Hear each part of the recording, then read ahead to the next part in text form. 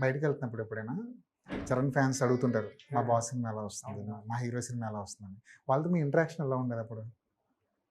చాలా హ్యాపీ ఉంటదండి. అంటే వాళ్ళందరూ సినిమా ఎలా వస్తుందని బదులు ఎవరినొచ్చి సెల్ఫీ అడిగితేనే నేను, అమ్మో! సినిమా జాగ్రత్తగా తీయాలిరా ఇంటికెళ్ళి. ఇప్పుడు మీరు ఇంటర్వ్యూలో ఎన్ని క్వెషన్‌లు అడుగుతున్నారనుకోండి, నేనెళ్ళి వర్క్ చేసుకోవాలనిపిస్తదండి.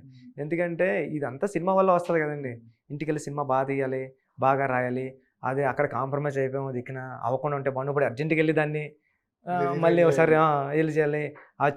అదేదో ఆర్ఆర్ వచ్చింది. ఇదేదో ఓకే అనుకున్నాం. మళ్ళీ ఒకసారి క్రాస్ చెక్ చేసుకోవాలి. హ్మ్.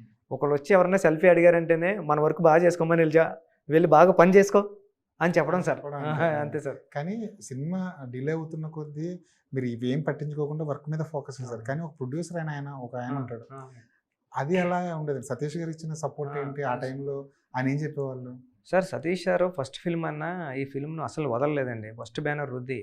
అంటే సతీష్ సార్‌ది ఎలా ఉంటదంటే అండి, ఓ బ్రదర్ లాగా నీకేం కావాలో చెప్పు. నీకు అసలు నీకేం కావాలో చెప్పు. నన్నడుగు. ఇంకెవరితోని డిస్కషన్ కూడా పెట్టకు. నాకు ఫోన్ కాల్ చేయి, నాకు మెసేజ్ చేయని. సతీష్ సార్ కూడా అసలు టెన్షన్ పడలేదండి. అంటే ఆయన చరణ్ సార్‌తో ఉన్న కంఫర్ట్ లెవెల్స్ కానియండి, సతీష్ సార్‌కి నాకు మధ్యలో మా ఇద్దరికి బలం చరణ్ సార్ ఉన్నారండి. ఆయన చూసుకుంటారులే అని మేమిద్దరం మొండిగా ధైర్యంగా ఎళ్ళడం. సేమ్ టైము అనుకున్న డేట్స్‌లోనే ఫిల్మ్ రిలీజ్ చేయడం. ఏదన్నా అడిగితే కూడా సతీష్ సార్ కాదనకుండా నేను ఇప్పుడు చూసారు కదా! మీరు 'శివరాజ్ కుమార్' గారిని అడిగితే 'శివరాజ్ కుమార్' గారు, 'రెహమాన్' గారిని అడిగితే 'రెహమాన్' గారు, దివ్యేందుని అడిగితే 'మున్నాభాయ్‌ని' అడిగితే 'దివ్యేందు' గారిని, జాన్వీని అడిగితే ఏదడిగితే అది ఇచ్చారండి. సార్ నేను ఇలా తీస్తాను ఈ సెట్‌లో శ్రీలంక వెళ్తాం 3 డేస్ కంటే ఓకే. మహాబలేశ్వర్ వెళ్తాం 2 డేస్ కంటే ఓకే. అసలు ఏది కాదనలేదండి. అలాగని సేమ్ టైము మేము ఎన్ని డేస్ అయితే అనుకున్నామో అన్ని డేస్‌లోనే ఫిల్మ్ కూడా అయిపోయిందండి. సతీష్ సార్ లాస్ట్ రోజు కూడా వచ్చి భుజం మీద చేయేసి "అరేయ్! సూపర్ రా నువ్వు" అన్నారండి. "ఏంటి సార్ ఏంటి" అంటే ఎన్ని డేస్ అనుకున్నాం అసల ఎప్పుడు గొడవలు రాలేదు. ఎప్పుడు ఒక మాట అనుకోవడం రాలేదు. ఎన్నో సార్లు ఫోన్ చేసి ఐ లవ్ చెప్తారండి ఆయన. ఎందుకు ఫోన్ చేశారు సార్ అంటే జస్ట్ ఐ లవ్ చెప్పడానికి రా అంటారండి. లవ్ చెప్పడానికి అంటారండి. అంత ఎఫెక్షన్‌గా గానియండి అంతే ఎప్పుడు సినిమా చేయి జారిపోలేదు సార్. డేట్ అయితే మిస్ అయింది గానండి.